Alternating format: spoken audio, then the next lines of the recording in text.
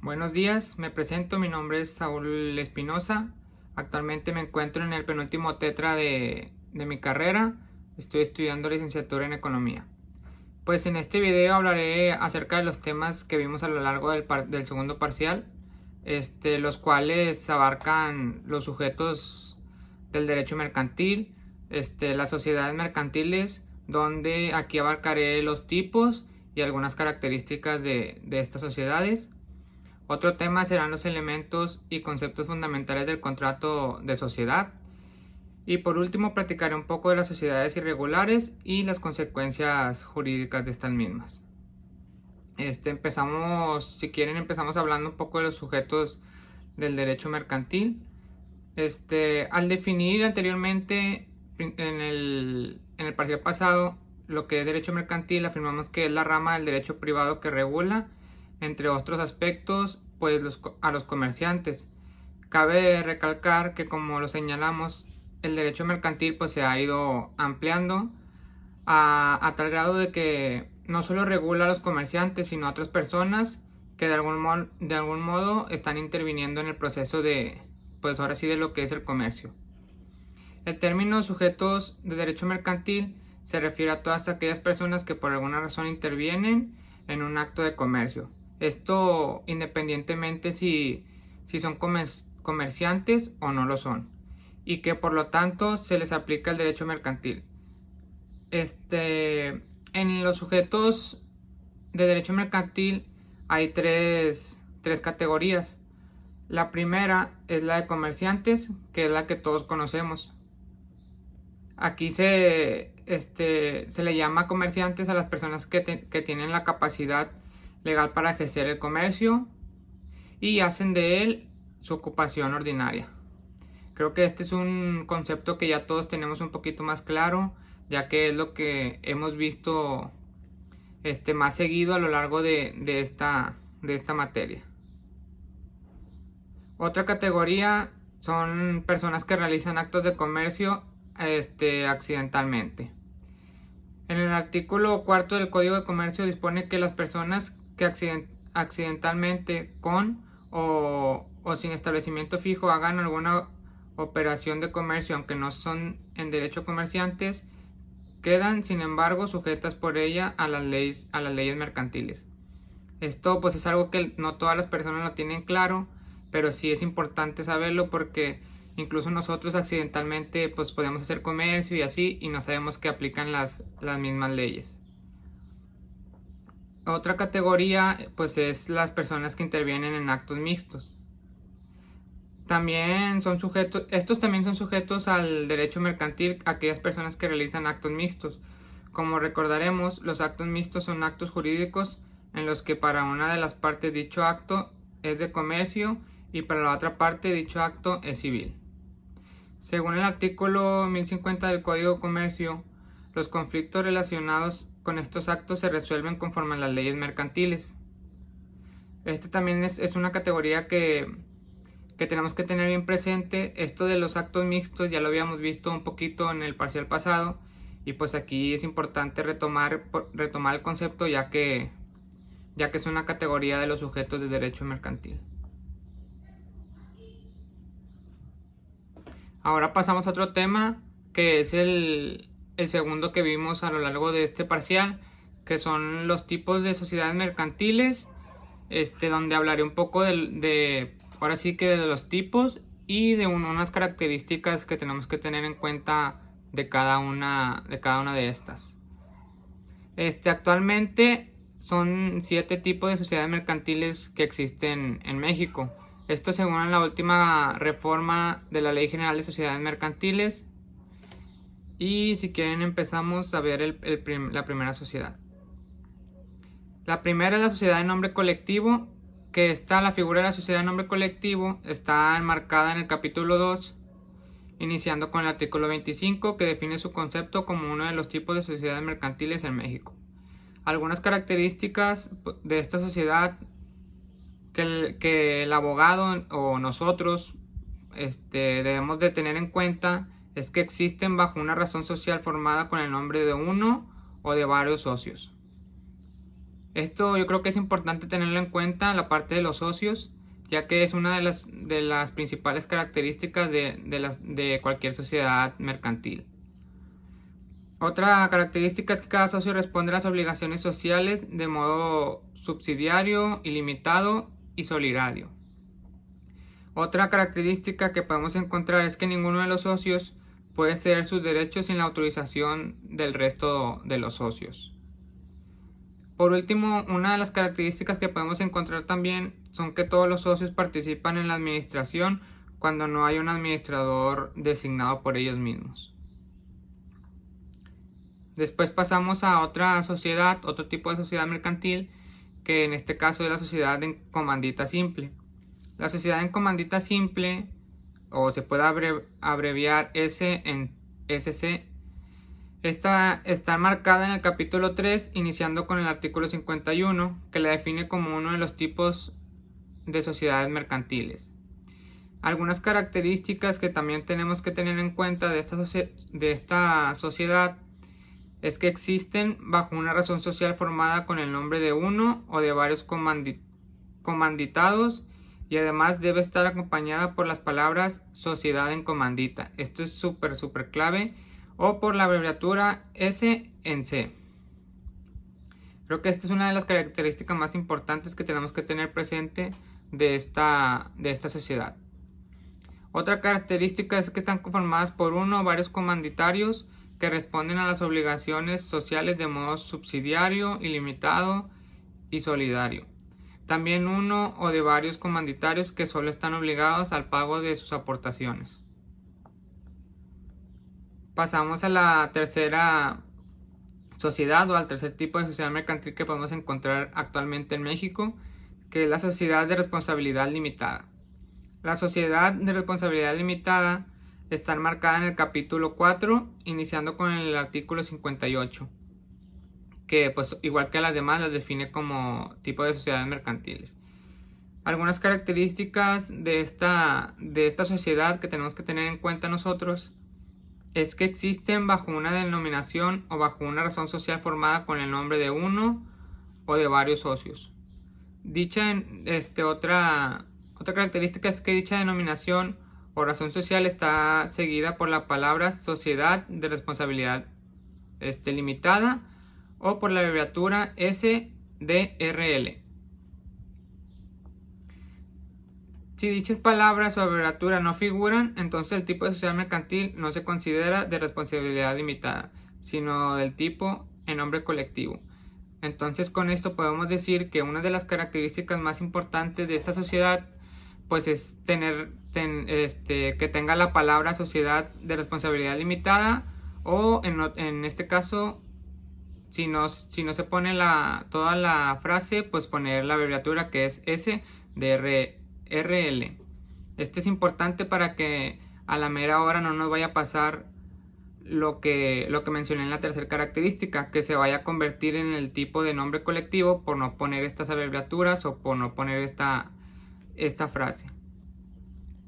Ahora sí pasamos al cuarto tipo de sociedad mercantil, donde podemos encontrar a una de las sociedades más conocidas, que es la sociedad anónima. La sociedad anónima está enmarcada en el capítulo 5, iniciando con el artículo 87, que igual que las anteriores las define como sociedades mercantiles en México. Algunas características que tenemos que tener en cuenta de esta sociedad anónima es que existen bajo una denominación diseñada libremente, aunque siempre deben figurar las palabras sociedad anónima o la abreviatura SA. Están conformadas por al menos 2 socios, y estos solo tienen obligación del pago de sus acciones. Si vemos bien, aquí ya cambia la característica de los socios. En las anteriores podía ser un socio o un comanditario o más, y aquí forzosamente tienen que ser 2, o sea, forzosamente tienen que ser mínimo 2 socios para que se pueda llevar a cabo esta sociedad. Otra característica es que cuentan con uno o varios comisarios designados en la escritura constitutiva o en la póliza de la sociedad anónima. Y otra característica, la Asamblea General de la Sociedad Anónima aprueba o desaprueba cada una de las acciones a realizar por los fundadores. También en esta sociedad es importante poner la palabra sociedad anónima o la abreviatura, en este caso SA. Pasamos al quinto tipo de sociedad, que es la sociedad en comandita por acciones.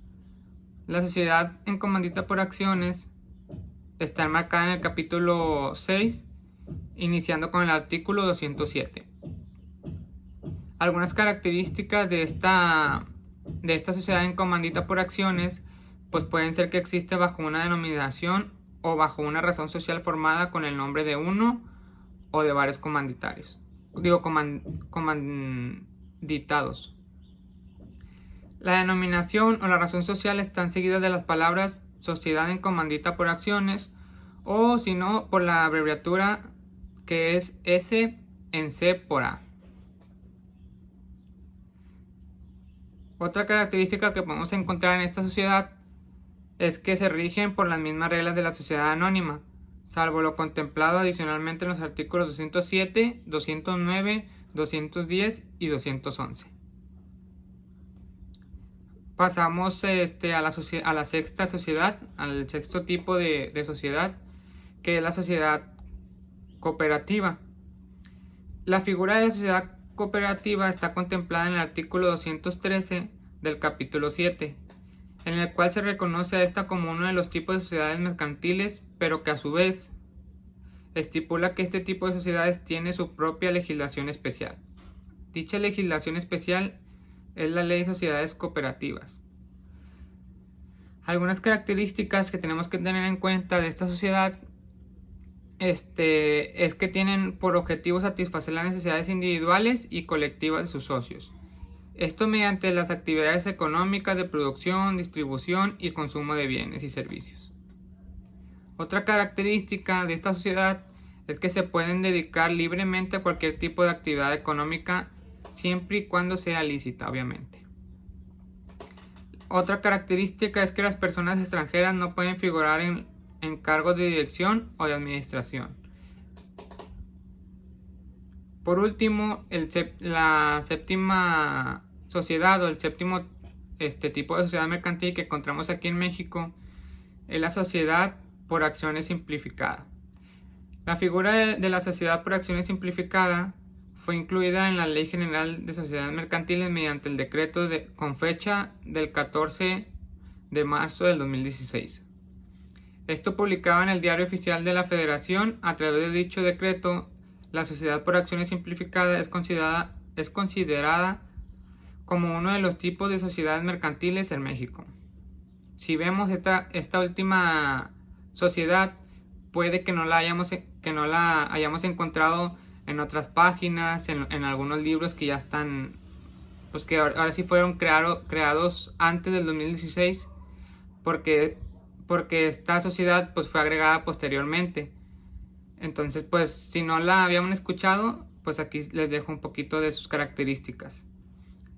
La primera es que existen bajo una denominación formada libremente, aunque de manera obligatoria debe incluir las palabras sociedad por acciones simplificadas o de lo contrario las abreviaturas que es SAS. Otra característica es que están constituidas por uno o más socios, los cuales están obligados a pagar por sus acciones. Por último, vemos la característica que los ingresos totales anuales no pueden superar los 5 millones de pesos mexicanos.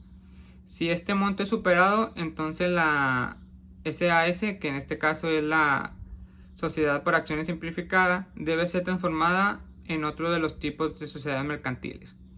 Esta última característica es la que tenemos que tener bien presente, ya que si no nos damos cuenta que los ingresos son mayores a 5 millones, se nos puede cambiar la sociedad y no nos damos cuenta y podemos entrar en algún problema legal. Entonces, tener bien recalcado que los ingresos totales anuales no pueden pasar de los 5 millones. Ahora brevemente pasamos a ver los elementos que debe contener un contrato de sociedad.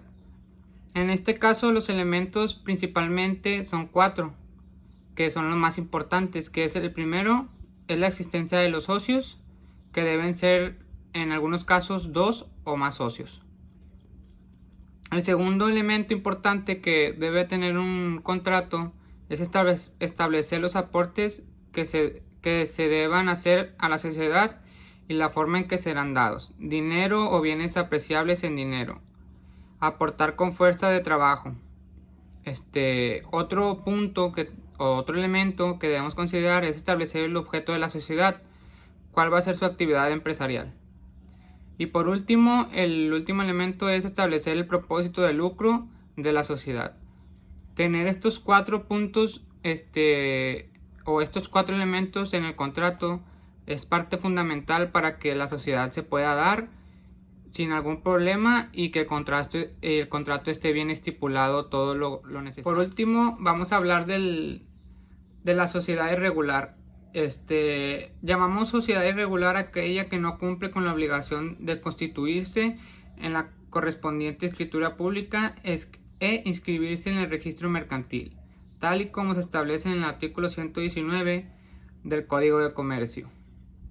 Una pregunta que debemos respondernos es: ¿qué problema tienen las sociedades irregulares? La principal problemática que plantea este tipo de sociedad está en la determinación de si tiene personalidad jurídica o no lo tiene. Es por ello que si la sociedad carece de personalidad jurídica, habría que entender que los actos celebrados entre la sociedad y los terceros serían nulos, y solo se podría exigir la responsabilidad a los administradores de la sociedad por lo actuado, pues la sociedad no tendría patrimonio propio con el que responder. De hecho, la inscripción en el registro mercantil de una sociedad solo plantea un problema de falta de publicidad. Tener en cuenta esta sociedad irregular es muy importante, ya que nos puede traer muchos problemas a la hora de no inscribirse o de no darse de alta. La sociedad irregular, pues ahora sí que como su nombre lo dice,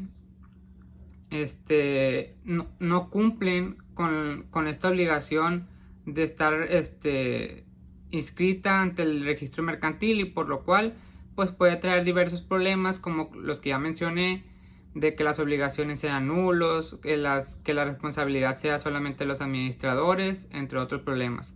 Por eso es bien importante que todas las sociedades estén bien requisitadas y dadas de alta ante el registro mercantil. Pues con esto termina el video del segundo parcial. Sin duda este segundo parcial me deja mucho aprendizaje, ya que son temas que había visto como las sociedades mercantiles, pero que ya se me habían olvidado o que los había visto muy por encimita, ya que mi carrera no se relaciona tanto con este tema de derecho. Pero pues he ido aprendiendo varios conceptos que estoy seguro que me van a servir tanto para la vida profesional como tanto para la vida personal en un futuro.